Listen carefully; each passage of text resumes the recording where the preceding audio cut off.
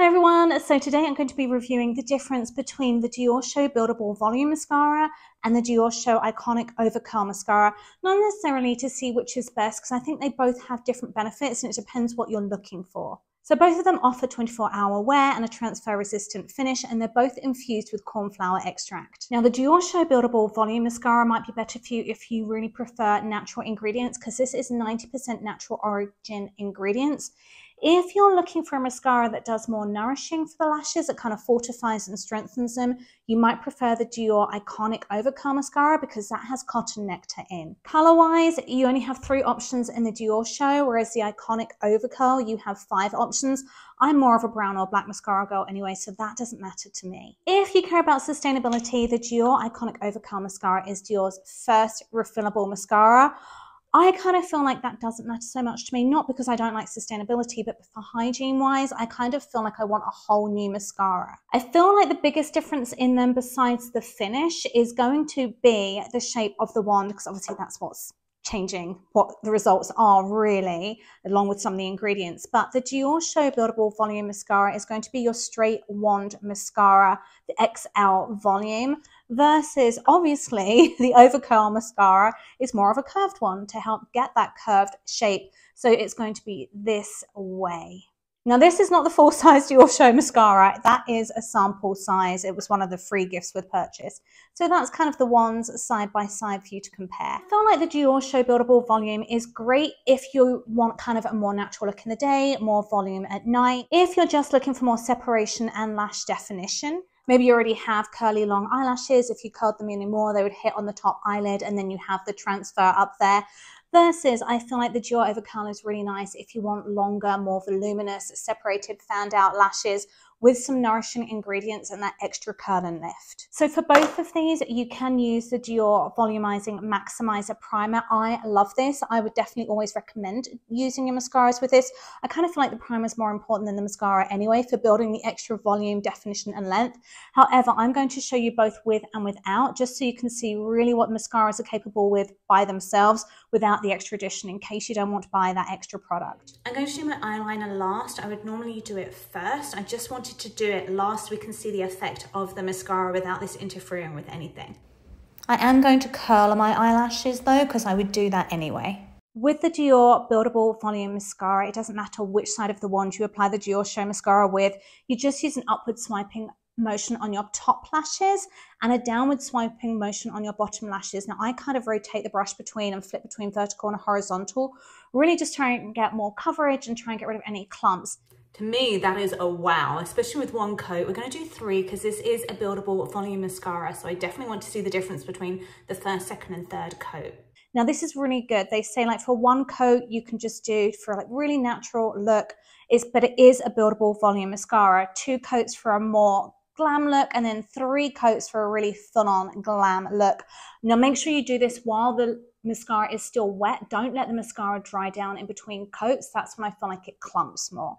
Now anytime you get any overspill of mascara, wait till it dries to get it off. That way it will just flake off. If you try doing it while it's wet, it's just going to smudge everywhere. So that is coat number 2 with the buildable volume mascara. And let's go in and do a 3rd coat. I'm finding this brush quite easy to work with actually. And there is no clumping whatsoever. I'm getting really nice lash separation and color. And this is without using their primer. So I'm really impressed with how long these are looking without using a primer. And I'm gonna do the same technique as I do with the Overcurl. I just press and hold a little bit to try and keep that curl. So let's go in and do the bottom ones as well.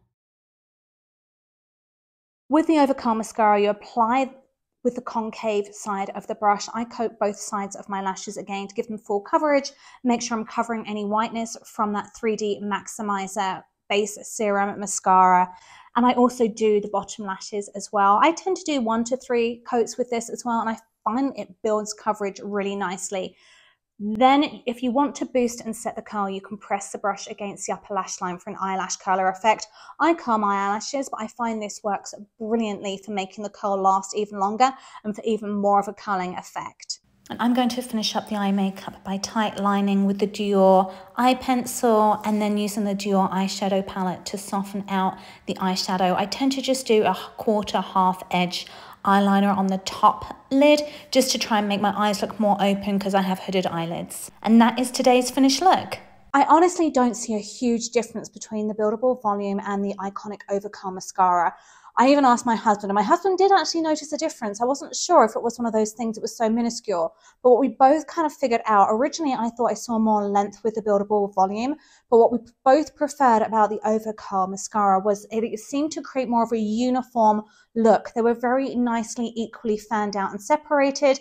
There was still the length. There was more volume than there was with the Buildable Volume, which was weird because I did 3 coats with both and they both built volume just as easily, whereas the Buildable Volume was kind of designed to be that Buildable Volume. But honestly, both equally. I just preferred the more uniform look we both did of the Iconic Overcurl. So we're going to try it with the 3D Maximizer. I really want to see if the Diorshow Maximizer 3D Base Serum Mascara Lash Primer Serum is worth its money or not, if it's worth the extra time, that extra step, or if you can skip it, because these mascaras do have such high promises anyway. So we're going to put that on and see the difference. What I'm really liking about the lash serum is it is easy to work with both mascaras. They're both gliding on really easily. They're not clumping. I've got pros and cons to both. So I really like the length I'm getting from both of them. I feel like I might be getting slightly more length with the Buildable Volume. What I really like about the Overcurl mascara is the curl, the way they fan out very, very equally and evenly, and that extra volume. I just feel like they're more volumized than the other side. Now, I will say, definitely do your eyeliner first. It's very, very hard to do afterwards, especially if you're trying to go under the lashes on the bottom. And even at the top, my eyeliner is a bit of a mess now because where the lashes are really curled, it was really hard to get my eyeliner brush down into the root far enough. So eyeliner first. I just did it second to really show you what the mascara did by itself. The second thing is, yes, I definitely recommend using that Maximizer primer. I definitely feel like I've got more volume, more length with it on both the mascaras. One pro about the Diorshow Buildable Volume Mascara is that straight brush makes it easier to use the wand on the bottom lashes rather than the Overcurl mascara. That curved wand was much harder to do the bottom lashes on. So just pros and cons to both, but I am sticking to my Diorshow Iconic Overcurl Mascara. I'm going to link both mascaras and the Diorshow primer I used in the description below. Thank you so much for watching. If you like this video, don't forget to give it a quick thumbs up and subscribe.